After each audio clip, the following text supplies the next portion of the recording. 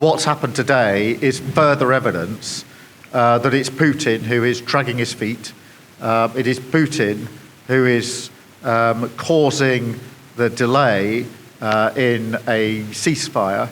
Ukraine has long been clear, several months ago now, that they would have a 30-day unconditional ceasefire, and we have long said that it's Putin who is standing in the way of that peace.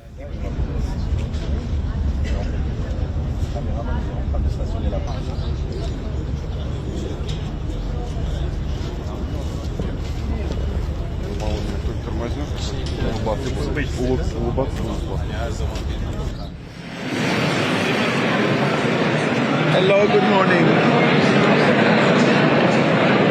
You can take this way, please.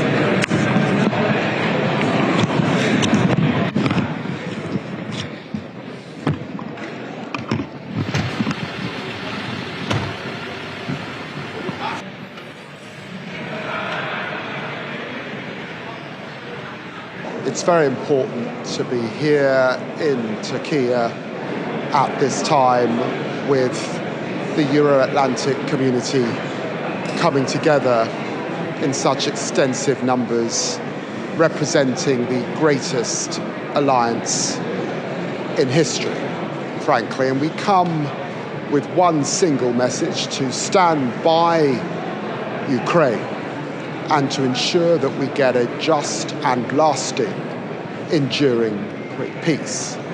And the readiness for that peace is demonstrated by President Zelensky being here in Turkey as well.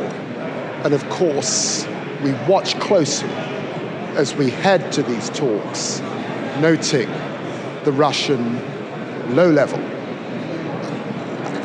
individuals who are coming to represent the Russian side. This alliance, all of us were committing far more during the Cold War. It's hugely important that we recommit to Europe's defences and that we step up alongside our US partners in this challenging geopolitical moment where there are so many pressures across the world, and particularly in the Indo-Pacific. I look forward to speaking to European foreign ministers today as we make that pledge to ensure that right across the Euro-Atlantic areas, our people are safe, there is enduring peace, and that we stand on the shoulders of those who committed to our security, as of course we recall victory in Europe 80 years ago.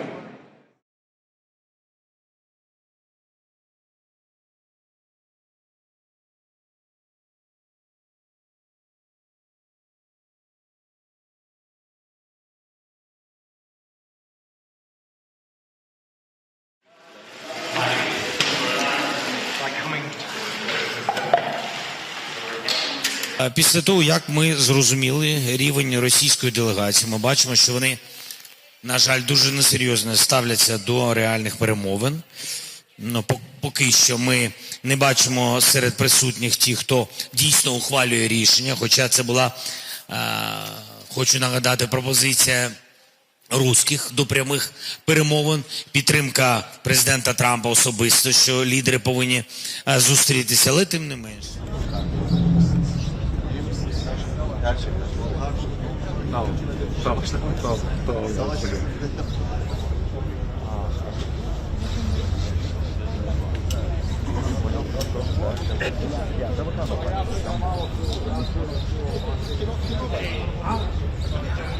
We'll see what happens with Russia and Ukraine. I think it's something that is just, we got to stop the killing. 5,000 people a week, 5,000 young people a week on average being killed in a war that is going nowhere. It's a shame. Should have never happened. But we have other things to do also. Plus we have an Iran situation, which we're going to take care of. One way or the other, we're taking care of. It'll be taken care of 100%. It'll be done nicely or not nicely. And the not nicely is not a good thing for them. And I think we're talking to them, and I think they've come a long way. To get everything straight out. You can use it for please. Mr. President, if you don't mind. And frankly, at this point, I think it's abundantly clear that the only way we're going to have a breakthrough here is between President Trump and President Putin. It's going to require that level of engagement to have a breakthrough in this matter. I don't think anything productive is actually going to happen from this point forward until they engage in a very frank and direct conversation, which I know President Trump is willing to do. The president is impatient to end this war.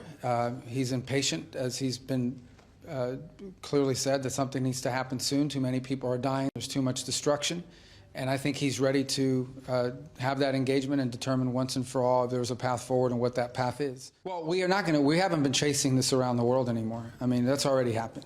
We came because we were told that I was going to be here anyways, obviously, but we came because we were told that there might be a direct engagement between the Russians and the Ukrainians. That was originally the plan. You all heard the same thing. And the level of team that was sent by the Russian side is certainly not indicative of one that's going to lead to a major breakthrough. I hope I'm wrong. I hope I'm 100% wrong. I hope tomorrow the news says they've agreed to a ceasefire. They've agreed to enter serious negotiations.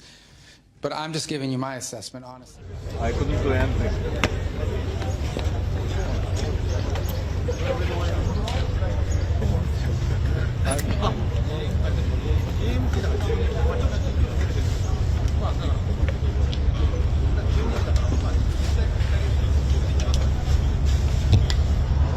Vladimir Putin has declined to attend peace talks in Turkey today.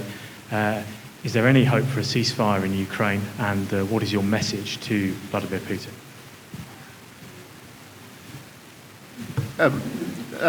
Let me take this head on, because what's happened today is further evidence that it's Putin who is dragging his feet.